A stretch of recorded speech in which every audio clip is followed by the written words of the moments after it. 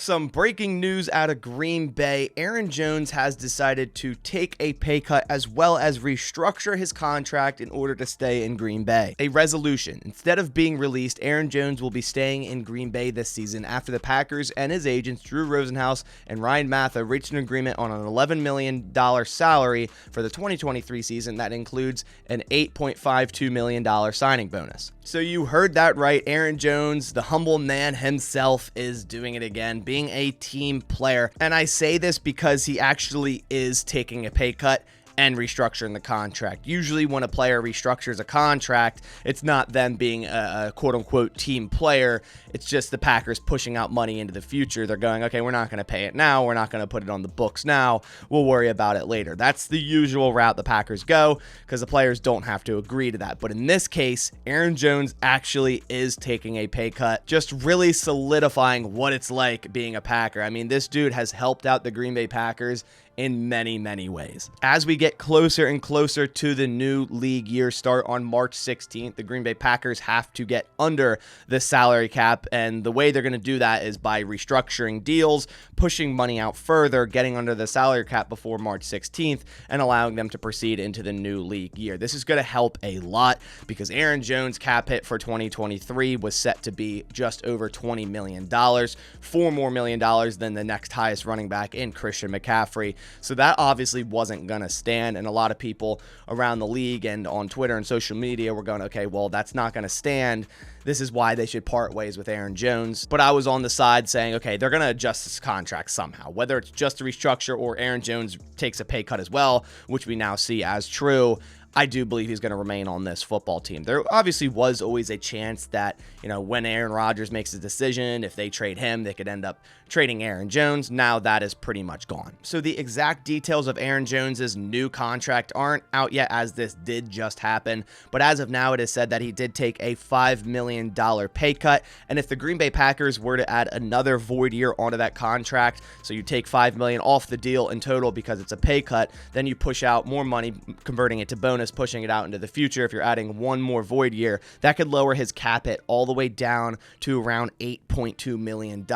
A lot better than what he was set to make in 2023 against the cap, $20 million. And man, I just love Aaron Jones. Now, the reality of this is, if the Packers were to go down the road of cutting Aaron Jones, he likely would have ended up making less money rather than taking this $5 million pay cut and pushing some of that money to bonus and pushing it out further. So this kind of ensures Aaron Jones is going to be on the Packers this year and most likely next year due to the void years added on this contract. Whereas if the Packers were to cut Aaron Jones, he's going to lose a lot of that money, then going to have to go sign another deal with another team. And then in that case, it's like, how much is he going to sign for another team? So right now he's ensuring he's staying in Green Bay, he's staying with his friends, he's staying with his family, staying with the team that drafted him, that he's been very, very loyal to over his career here in the NFL. And at the same time, lowering his cap hit, allowing the Packers to get under the cap for 2023, where if Aaron Rodgers does decide to come back and they do decide to go all in again, they do again have a cheap Aaron Jones. So before today's pay cut and restructure, as I said, he was set to make that $20 million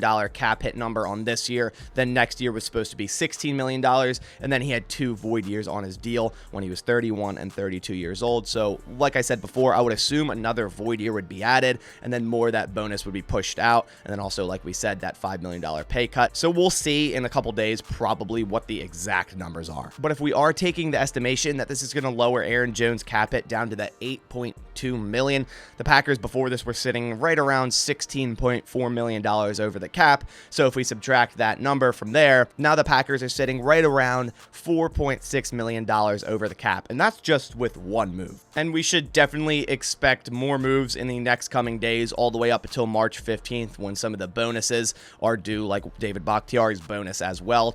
I fully expect a restructured contract from David Bakhtiari. His cap number this year is set to be $28.8 million. A max restructure would push out $7.8 million on this year. Another player, Kenny Clark, a max restructure would push out $10.9 million. Jair Alexander, $9.3 million. And also Preston Smith, $6.6 million. And they could also extend Rashawn Gary. So the Packers have a ton of options to create even more room, and they don't really have to do all that, as they already are pretty close close with this Aaron Jones move. Like I said, getting a right around this $4.6 million over the cap as we stand. But man, I am glad Aaron Jones is back. He had a really, really good season last year, although during it seemed like he was hurt a lot of the time. I feel like every week he kind of was on the injury report late in the season. He'd go into a game, he would tweak an injury, kind of hobble off the field, come back in the game, and yet he still finished the season with 1,121 yards, only 2 rushing touchdowns, definitely a lot lower touchdowns than we saw in say, year 2019. And he also had 59 receptions for 395 yards and 5 receiving touchdowns. Aaron Jones just turned 28 in December, so like I said, this deal kind of ties in with Green Bay for this year and next year. So we'll still have Aaron Jones on the team before he's 30 years old, and that 30-year mark is right around when running backs start to fall. So I still fully expect top-tier Aaron Jones this year and even next year. Packers need to continue to center their offense around Aaron Jones, whether or not it's Aaron Rodgers at quarterback or Jordan Love. It seemed like every time they got away from Aaron Jones last year, the offense was suffering. Now adding more, options to the offense is always great. The emergence of Christian Watson, and then we'll see what happens in this upcoming draft, who they add in that. But at the end of the day, they need to surround around Aaron Jones and go through him on the offense. But that about does it for this video. I am super stoked that Aaron Jones is back in Green Bay. He is always a team player, super humble, super nice guy. I love Aaron Jones. I want to hear your thoughts down in the comments below. Also, if you're new here and want more Packers news analysis and updates every single day, go down, click subscribe, also leave a like on the video and turn on post notifications. But I'll catch you on the next one. Thanks for watching, and as always, go Pack Go.